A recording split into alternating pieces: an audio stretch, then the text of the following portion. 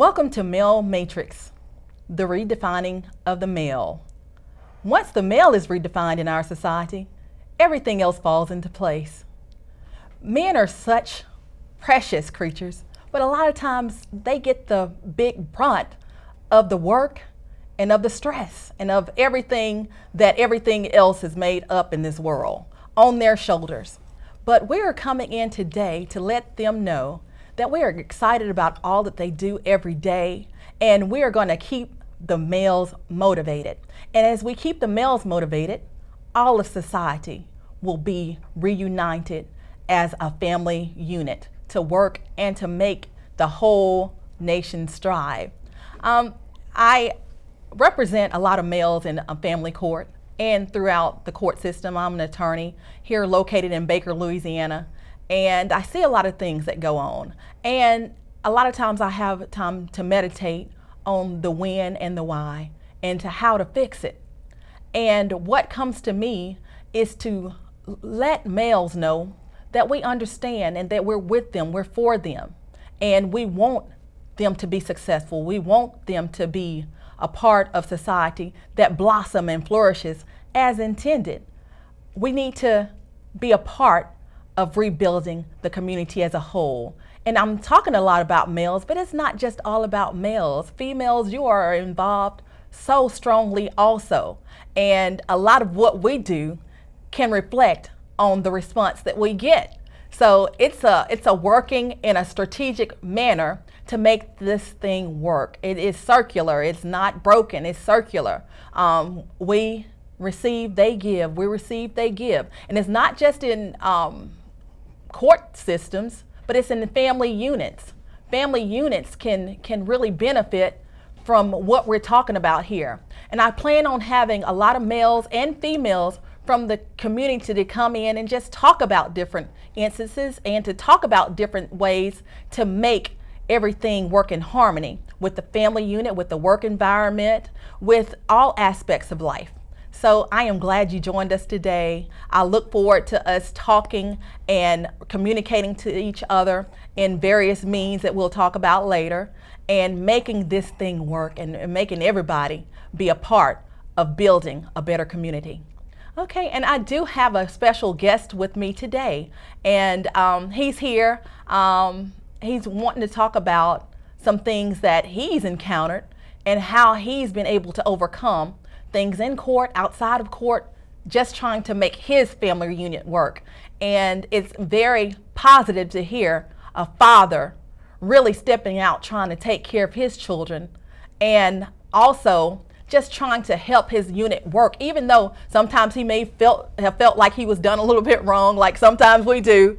We do feel like, you know, they did me wrong, I want to stop. But here's an instance where he didn't stop. He just kept on until it worked in his favor. And I'd like to welcome Brandon Obear here today to Male Matrix. How you doing? Hi there. It's good to see you today. And I hadn't seen you in a little while, but I asked you to come and talk with us about your situation, and you agreed. Yeah. And I'm so glad you did, because it's very important for our viewers to see that you took the appropriate steps and you got a positive outcome. Okay. Yeah. So what is your family situation like right now? Well, it's got better, a lot better. I mean, I'm not as stressed as much. I got more time to spend with my son, and of course, I talk to my daughter almost every day. It's really making, without this stress of worrying about if child support in and you risking going to jail and all that. I mean, it takes a lot of stress off you when you don't really have that lingering over your head. So let's talk about what made it better. I'm hearing you say you jumped into it's better, because that's the good part. Yeah. So that means you must have went through some times that weren't quite so good. My biggest fear is I've never been arrested, ever. So me knowing that, it's a risk that child support could get called and they'll tell you, okay, you got to go to jail because unless you make this payment or whatever. And without that having that stress over your head, it makes it a little bit easier for you, because it got to the point I was scared to leave the house or if I go to work, I just working home, trying to make sure I don't encounter with them or whatever. Because dealing with this vindictive female I was dealing with, it was more of, you know, she out to get me because stuff didn't work out. And I'm sure they have a lot of guys out there that feels like I feel. I know the viewers are wondering, they're wondering, okay, well, why not just pay your child support? Well, so explain to us, what was the situation with paying the child support? Well, they was taking it out of my check, no problem. I don't have a problem with that. But the fact that I wind up on it when I shouldn't have been on it in the beginning is a problem for me. Like, okay, they get up in there and say, well, we didn't work out, so you gonna pay me child support.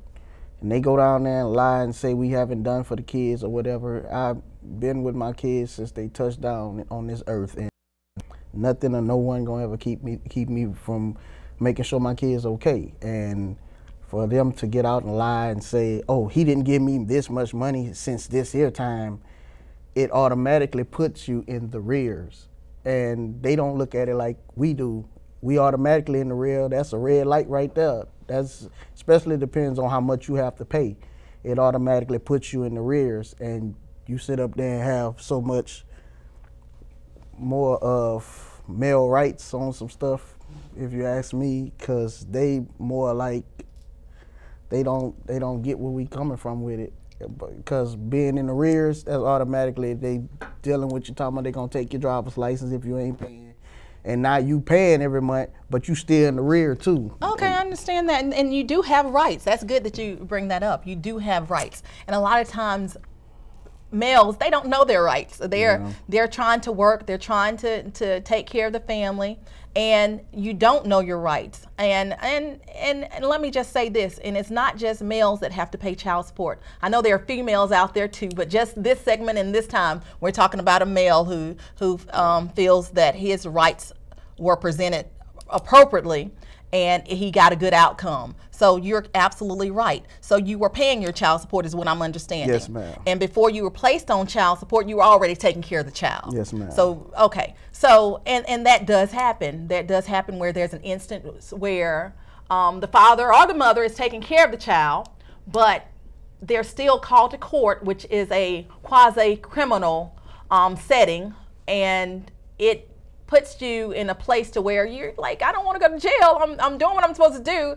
They're calling me here. I'm receiving my rights before a judge, but I am doing what I'm supposed to do. Am I Yes, ma'am. explaining what you're saying? Yes, ma'am. Okay, and so what did you do to fix your situation? Well, due to the lack of funds I was having from them taking from me, and I still was providing for my kids even during they was taking child support out, it made it hard for me to save up money to finally get me an attorney so I could actually get some help. Because I feel as if you going in there half-cocked with no attorney, it's not gonna come out right in the male's way anyway. I mean, it is what it is. I almost feel like it's somewhat to pretty much benefit the other person instead of benefiting us on some stuff. And it ain't always got to do with the male not providing or taking care of doing what he's supposed to do for that child.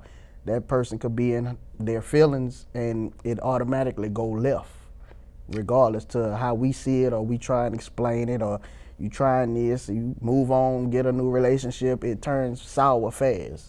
Did you attempt to tell the court that you were taking care of your child and that you were paying your child support? Yes, ma'am. And was that taken into consideration? The first time, no. It's like almost like as if they didn't want to hear pretty much nothing I said. And they asked her, the judge actually asked her, do you see your kids? I say, Your Honor, I see my kids every day. When I get off from work, I pick them up. I gotta go feed them. I bring them to my house so they can do their homework. But yet, y'all putting me on child support saying I'm not there for my kids. And that really got me frustrated due to me having lack of knowledge of dealing like as an attorney.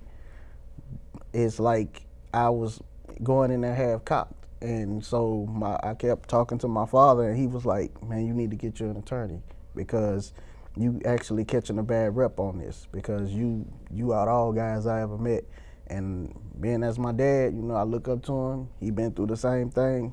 I take what he say into consideration. So I finally got money, stacking money up, because it was hard. Trying to stack money up to pay for an attorney is, man. Okay, yeah, it can be expensive. It can be. Yeah. Did you try to go to the state prior to getting an attorney to discuss your matter? I did, but it was more of like, okay, I was feeling like I was getting a runaround. Oh, well, you could go here and they got programs you could get on for the attorneys to help you out and this and that, but it ain't always the case. It's hard because it's a long waiting list, regardless to what you going through or dealing with. It's a long waiting list, and now you got to sit back and wait. They man told me, like, my court date was coming up in July. This man told me, oh, well, I can't do nothing until school start. I'm like, I don't have that type of time. And at the same time, the money is accruing and accruing and accruing. Yes, ma'am. And was your child support based on what you could actually pay? Well, I was making a certain amount of money, but it was between the point of, it's almost like I was working for two companies at my job, because they was transitioning over, sold out. So I was working for them and I was working for them, and I got a check for both of them. Plus I had 2 weeks of vacation time. So once it hit, it made me look at it as of, I got a big old plethora of money now, and she like, I ain't give her none. So okay, so right now we're going to take a break. I'm looking forward to hearing, how did you prepare for your case, and what did it take, and how were you able to do it positively? Okay. All right.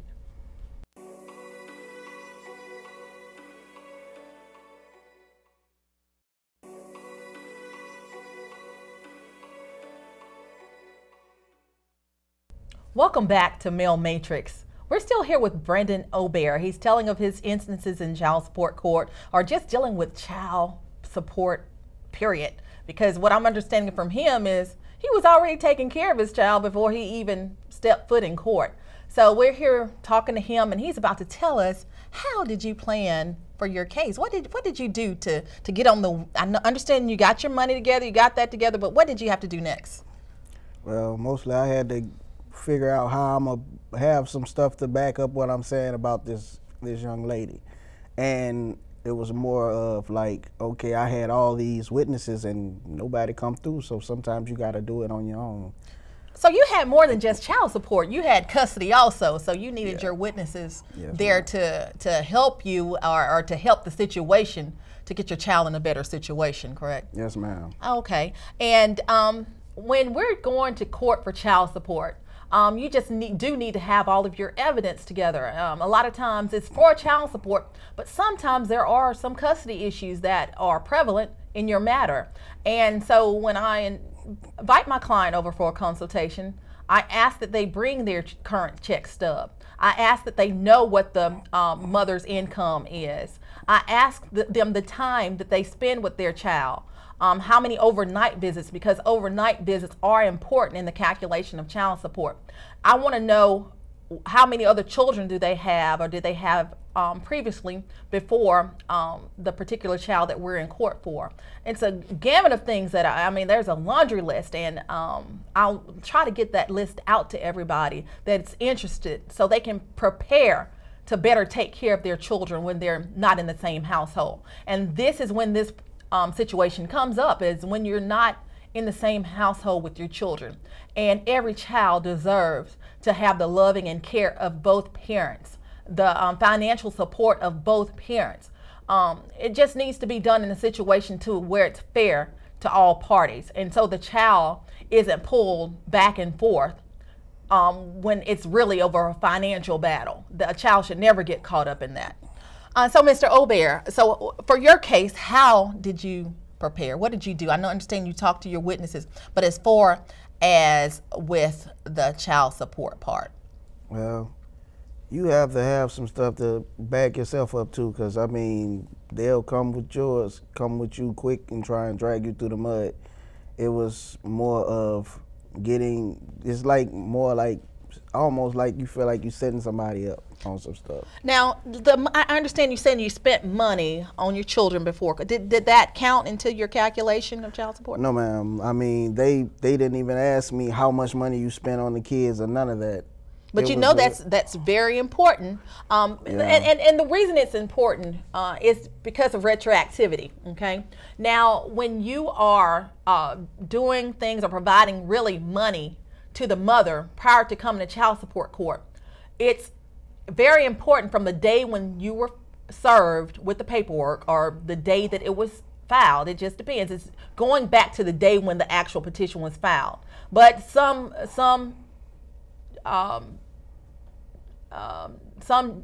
will look at what day you were actually served to go back to retroactivity. So I'm very careful in my terms here to make that call, because the judge in the court has very wide discretion.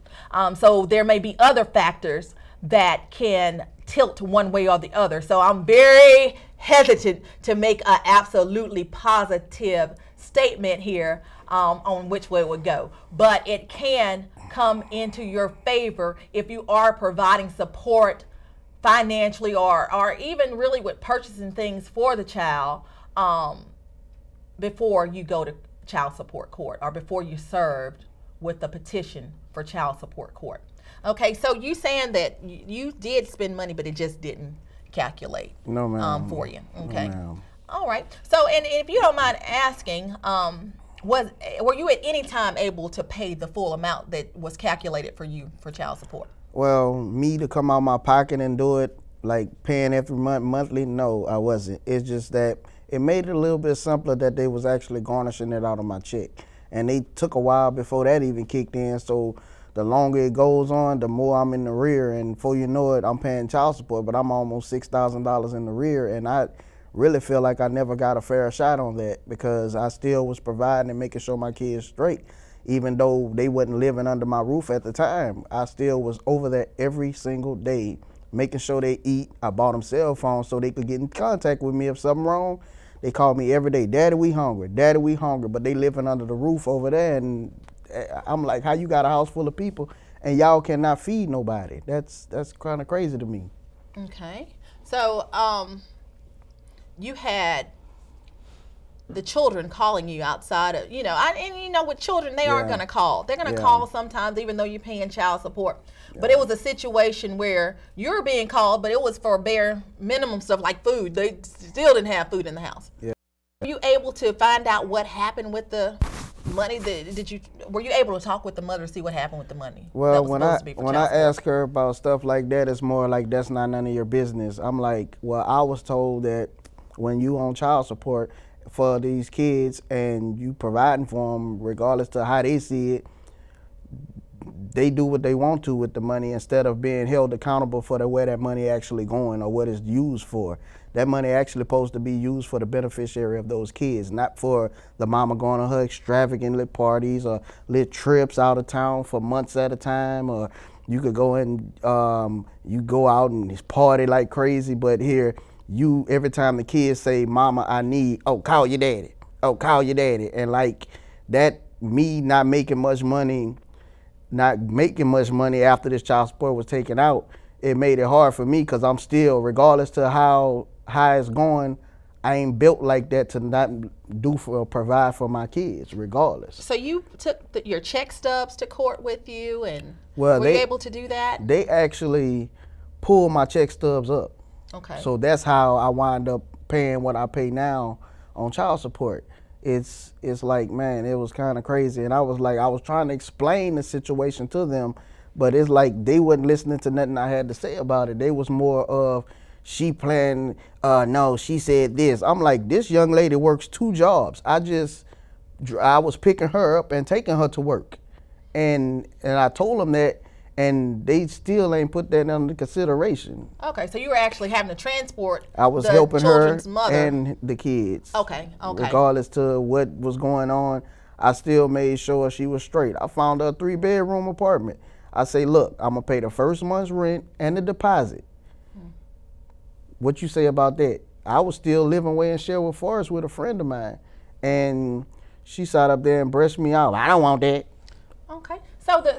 What happens is the mother or the domiciliary parent or the person that has the main physical custody of the children, they can go in and ask for a credit, all right, on child support. If there's a situation where he's saying that he is the one who actually had to use his transportation to take the mother to work, okay, and he was going above and beyond, sounds like his call of duty, which is very good. It's a moral duty. I mean, you felt compelled to do it, so you did it, which is a good thing. I'm not going to ever discourage that, but I will encourage either party that's a domiciliary parent, whether it's a male or a female, receiving money, go in and ask for a credit. It's okay. Go in and ask for a credit for the person or the person that is paying, the payor. Ask for the credit. Say, hey, he's doing this for me, doing this. He's in arrears. Just give him a credit of, if it's transportation for a month, $200. You're shaking your head. What's going on? Because that they feel as if they supposed to have it like that. I mean, they don't want, that money is just for their beneficiary. I mean, it's crazy to me because my kids constantly was calling me about that. And then when they decide, well, I don't want to live here no more, I want to stay with my daddy, she called me, your son say he don't want to live here no more, you gonna come get him? I come get him. I got them in October. Of what year? Of 2017. Okay. She got mad, talking about something as if the kids abandoned her, because she do have a son, an older son that I helped her raise from 3 years old. And if you ask her, I didn't do nothing for him. But I'm like, I'm here. I'm providing, I'm working. She tell him, oh, he come home from work and get on the game. I work all day, stressed. I work on vehicles. So sometimes you're dealing with irate customers regardless. That's just something you can't control. So you had him from October 2017 until when? Up till my daughter made 18, January 18th. She made 18, and that's when she went to go live with her friend. Okay, this is a big question I know everybody wants to know the answer to. Did she go in and give credit? No, she for the time that you had the children. I tried to be lenient on some stuff and talk to her, because you know, being that the mother of my kids, I don't want nothing bad to really happen to her on some stuff. So it's more of, I was like, well, look, I have him. He don't want to come back. She left you. She's staying with me. Go drop the child support. That way, we won't have to go to court and fight for nothing. But she was sitting back, I'm waiting on that check every month. She would tell you that? No, but her actions showed it. Okay. So were you able to rectify part of that situation? Yeah, in a sense. How? But it put me still in a bad spot on, she had a car that I bought for her, and I co-signed for it. It was for the benefit of the kids, but she'll lay up there in the house, and the kids laying on side of her, mama, I missed the bus, come drop me off. Oh, call your daddy. She would sit there and say, call your daddy, but then I'm getting phone calls from these people, you behind in your car note 4 and 5 months. I'm like, well, look, give me the car, because at the time I was working at an auction. Give me the car back. I'm going to take the car, pay the note up, and I'm going to help you get you another car. And it's not just the car people calling you, it's also having to go to child support court. Yeah. Okay, so what I'm stressing here is not all dads are bad, not all moms are bad. It's just a matter of working together to make this thing work, this thing called family. Just because the parents are separated, you still have these beautiful children to care for, and it's important to do all you can to make the family strive. And I thank you for being here with me, and thank you, Mr. Obar, for joining us today. Thank you, and being here for Male Matrix, and we look forward to the next show. Thank you, and bye-bye.